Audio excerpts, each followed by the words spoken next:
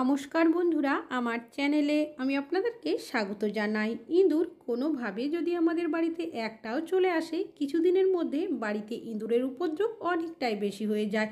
আর এই ইঁদুর আমাদের অনেক সময় খাবার দাবার নষ্ট করে দেয়, জামা কাপড় কেটে দেয়, বই খাতা কেটে দেয়, অনেক সময় তো আবার অনেক দামি দামি জিনিসও নষ্ট করে দেয় এই ইঁদুর।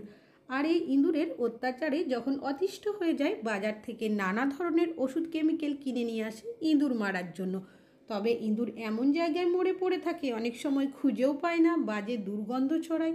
তাছাড়াও অনেকেরই বাড়িতে ছোট বাচ্চারা রয়েছে, যার কারণে আমরা ওষুধ কেমিক্যাল ব্যবহার করতেও অনেক সময় ভয় পাই। তবে কোনো রকমের ওষুধ কেমিক্যাল ব্যবহার ছাড়াই ইঁদুর না মেরে আপনারা খুব সহজে ইঁদুর বাড়ি থেকে তাড়িয়ে দিতে পারেন। তেমনই একটা দেশি পাওয়ারফুল টোটকা আপনাদের সাথে শেয়ার করব। আর এটা এতটাই ভালো রেজাল্ট দেয়, আপনারা একবার ব্যবহার করলেই বুঝতে পারবেন ইঁদুর বাড়িতে তো থাকবেই না, বাড়ির আশেপাশেও একটাও দেখতে পাবেন না। চলুন দেখে নেওয়া যাক কীভাবে। সবার প্রথম নিয়ে নিতে হবে এমন একটা পাত্র যেটা আপনারা কোনো খাবার কাজে ব্যবহার করেন না। এবার এর মধ্যে দিয়ে দেব আমি বেশ কিছুটা পরিমাণের জল।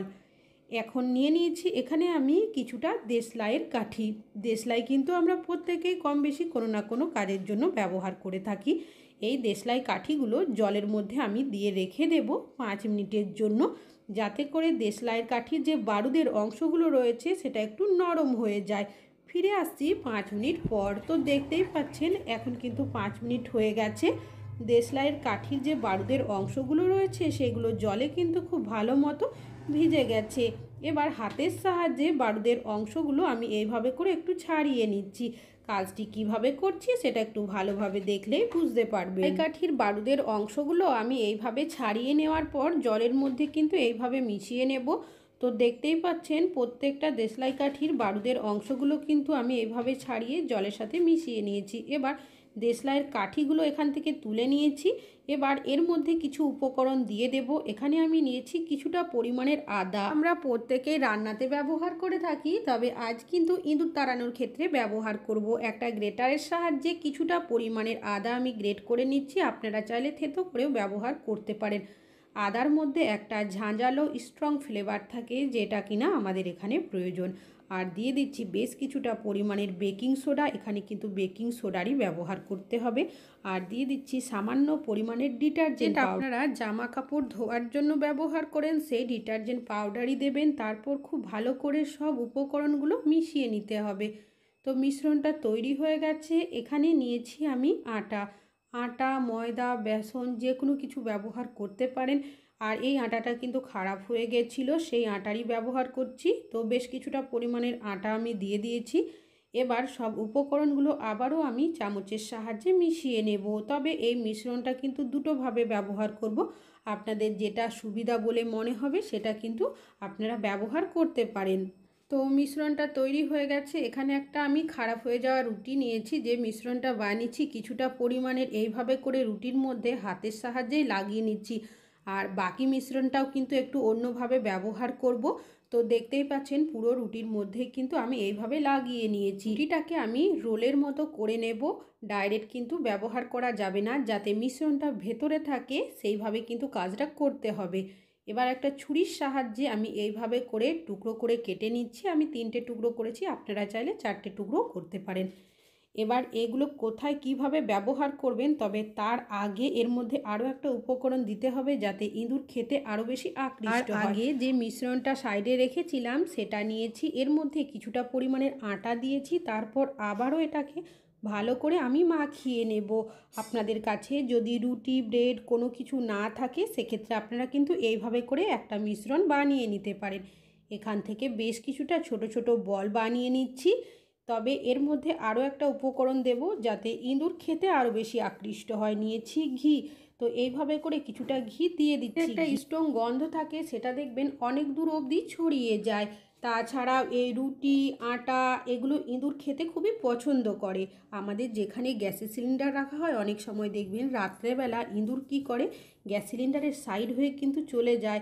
আর পিছনের সাইডটা যেহেতু অনেকটাই অন্ধকার থাকে, আমরা যদি বুঝতে না পারি অনেক সময় বাচ্চা দিয়ে দেয়, বাড়িতে ইঁদুরের উপদ্রব অনেকটাই বেশি হয়ে যায়। আপনারা রাত্রেবেলা শোয়ার আগে এইভাবে করে এই মিশ্রণটা দিয়ে রাখবেন। তাছাড়াও যেখানে আমাদের সোফা থাকে, খাট থাকে, সেই দিক দিয়েও কিন্তু আসা যাওয়া করতে থাকে।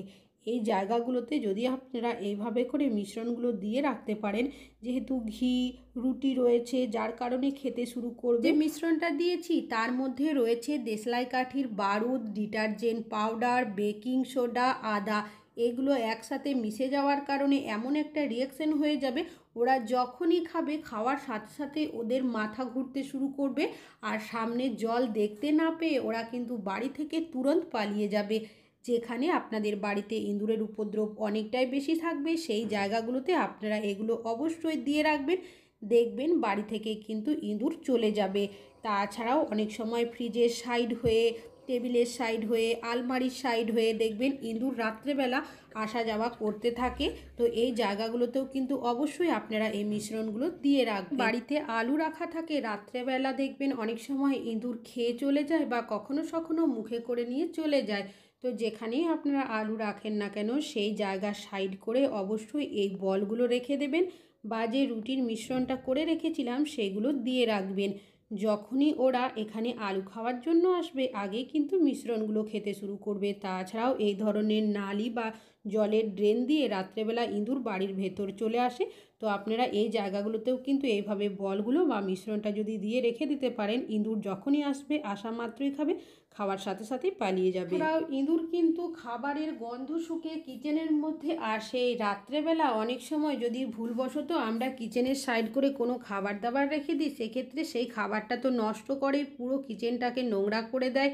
আর অনেক সময় আমরা যদি বুঝতে না পারি কোনো কারণে গ্যাস ওভেনের মধ্যে রান্না বান্না করার সময় খুন্তি হাতা রেখে দিই আর না ধুয়ে যদি সেটা ব্যবহার করতে যায়, সেক্ষেত্রে আমাদের শরীর অসুস্থ হওয়ারও সম্ভাবনা থাকে। তো এইভাবে আপনারা মিশ্রণগুলো রেখে দেবেন।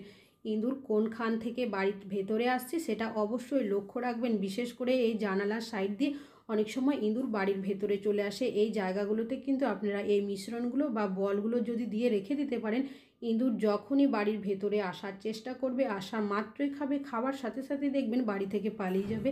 তাছাড়াও মেন দরজা দিয়ে রাত্রেবেলা বা সন্ধ্যাবেলা দেখবেন অনেক সময় ইঁদুর বাড়ির ভেতরে চলে আসে। কেন কি কোনো কারণে যদি দরজা খোলা রেখে দিই বা দরজা লাগাতে ভুলে যায়, সেক্ষেত্রে দেখবেন ইঁদুর দরজার সাইড হয়ে বাড়িতে চলে আসে, আমরা বুঝতেও পারি না। কিন্তু আপনারা দরজার সাইড করে এই মিশ্রণগুলো বা বলগুলো যদি দিয়ে রেখে দিতে পারেন, দরজা খোলা রাখলেও দেখবেন ইঁদুর যখনই বাড়ির ভেতরে আসবে আসা মাত্রই কিন্তু এই মিশ্রণ বা বলগুলো খাবে। খাওয়ার সাথে সাথে ওদের এমন একটা রিয়াকশন হয়ে যাবে, ওরা কিন্তু আর বাড়ির ভেতরে ঢুকবে না। তাছাড়াও বাড়ির ভেতরে আর কোনখান থেকে আসে ইঁদুর সেটা কিন্তু লক্ষ্য রাখবে, সেই জায়গাগুলোতেও কিন্তু এগুলো দিয়ে রাখবেন। আশা করছি আপনাদের ইঁদুর তাড়ানোর টিপসটা অনেক বেশি কাজে আসবে। আজকে এখানেই শেষ করছি।